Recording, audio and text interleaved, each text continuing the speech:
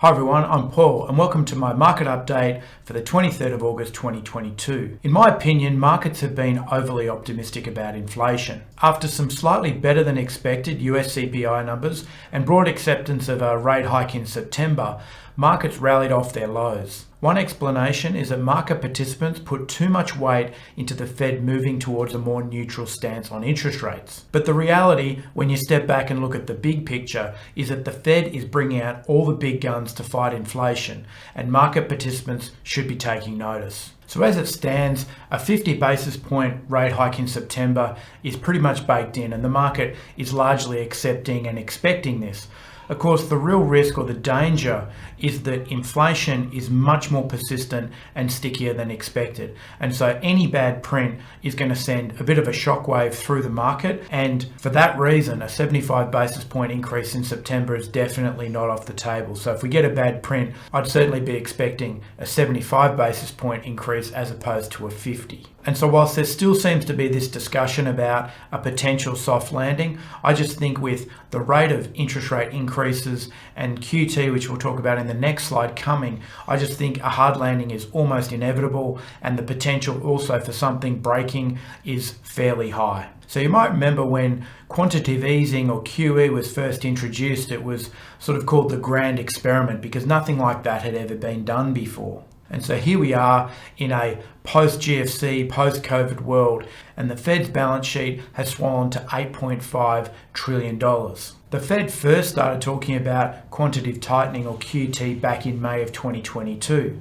And as you'd expect, at the time there was a lot of discussion about QT and what it would mean and what it would entail for markets. But as is often the case, people's memories are pretty short, and those discussions in May have been all but forgotten. So whilst the market's been focused on interest rates and what the Fed's been saying, the Fed's actually been busy putting its QT into action. And so what did the Fed commit to doing? So starting in June, it will no longer reinvest the proceeds of up to $30 billion in maturing Treasury securities and up to $17.5 billion of maturing mortgage-backed securities per month. So what this means is that the Fed has these maturing securities which they would normally reinvest, and they're not going to reinvest. They're just going to allow these securities to just roll off, which effectively reduces the balance sheet. And then starting in September, and this is really the thing that we need to focus on, is these amounts will increase to $60 billion and $35 billion respectively. So the maximum balance sheet roll-off we're going to see month on month from September is $95 billion. So to put this in perspective, after the GFC, the Fed stopped QE in 2014, but it didn't actually start QT until 2017. And at that time, the roll-off it was talking about was about half of what we're talking about in today's numbers. So this time around, QT is being implemented much faster and at a much higher rate. So coupled with the aggressive increases in interest rates, there's a real risk that something in the system could break. So whilst we've used QT and QE before post the GFC, these are really unconventional tools, and this application is really without precedent. And so what does this all mean? Well, it means less liquidity for markets in general. And so when there's less liquidity and there's a move to safety, this disproportionately impacts risk markets like equities and crypto. The last bull run was fueled by liquidity and cheap credit. This was half-jokingly called the Fed put. But just like you can't fight the Fed on the way up, you can't fight the Fed on the way down either. The Fed has two very big guns in QT and interest rates, and they're pointed directly at inflation. And they're using these two tools both together and more aggressively than they ever have before. So market participants really need to take note and act accordingly. So on that ominous note, please like and subscribe, and let's take a look at today's charts. So we'll start off by looking at the VIX on the daily chart. Now, from last week's video, we talked about our expectation that the VIX would come down into this level. So you can see we have this bullish fair value gap down here, and we tag down into this sort of 18 to 19 level before trading upwards later. So you can see that hasn't happened. We didn't come into this fair value gap at all, and you can see we've gapped upwards. So that wasn't really what I was expecting, and this big gap up is obviously a reflection of the big move that we've had in the S&P. So I wouldn't be surprised after this fairly big move that we have a period of consolidation before we see the VIX either start to trade downwards again or we start to see it spike higher. So we're just going to keep an eye on this one and just wait for a little bit more price action. Moving across to the DXY or the dollar index now, and you can see this is playing out almost exactly how we discussed in the last video. So you can see we took out all of this buy side liquidity on the way up, and we're expecting the market, the DXY, to trade up towards this buy side liquidity at this old high here. So you can see this move has been quite strong. We're now trading up into this imbalance, which is from our monthly chart, and we really look set to take out this buy side liquidity here. If we zoom out to our monthly chart on the DXY, you can see this purple line here at this swing low. This is where I'm expecting the DXY to trade up into and potentially up into this imbalance up here. So that move is going to take us up into this 112 level, and once we get up into this imbalance, I'd expect to see a consolidation on the DXY, and then we just have to wait for some more price action to see where we go from there. Similarly with the euro, you can see this has played out almost exactly as we talked about in the last video as well. So after we rebalance this inefficiency up here, the market's trade lower, it's taken out the sell side liquidity here, and we're now trading below parity again. Zooming out to the weekly chart on the euro dollar, you can see this whole move a little bit more clearly. So we have this imbalance, which is on the weekly chart as well. You can see we've filled in that imbalance before trading lower and taking out this sell side liquidity here. So the question is, now that we're below parity, how much lower could we possibly go? So our monthly chart on the euro gives us a little bit of an indication about where we might go. So you can see we have this previous swing high here. If we rule that out, that takes us to about 95.95, and we also have this bullish imbalance here. So there seems to be quite a bit of confluence around this zone, and we might see some consolidation around this level leading into the end of the year. But before we do that, we'd need to take out this sell side liquidity just here. As it stands, this looks to be where the drawn liquidity would be, so I'd be expecting still lower prices on the euro dollar, which also supports our view on what we think is going to happen on the DXY. Because remember, the DXY is a basket of securities and the euro is about 50% of that particular basket. Moving over to the S&P now, and you can see with this big move downwards that we've had on the ES, that's why we've had that big spike in volatility on the VIX. So after we took out these relative equal highs, this buy side liquidity up here, and we traded into this bearish imbalance,